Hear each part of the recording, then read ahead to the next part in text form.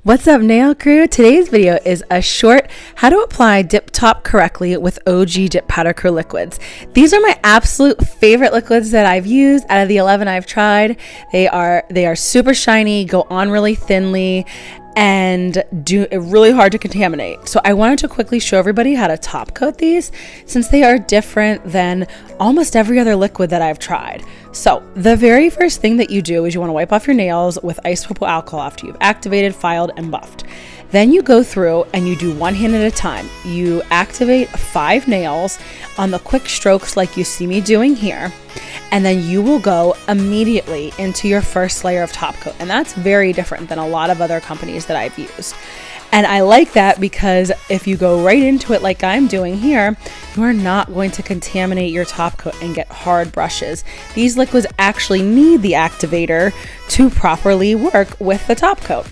So I go in with my first layer of top coat on the 5 nails in the same order that I activated, going through in maybe 2 to 4 quick strokes.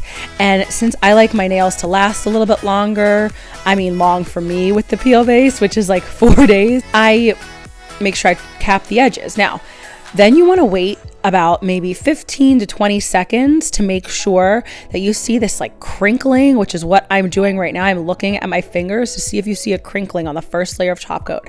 Then you know that your top coat is ready to go for your second layer. And the second layer is the one that you do more detailed, and you can take your time a little bit more going slower.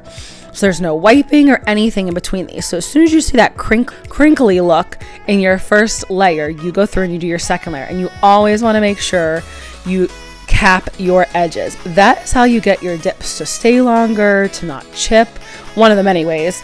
But capping your edges is super, super important, especially if you're somebody who uses peel base too, and you like your mayonnaise to last more than a few days with the peel base on.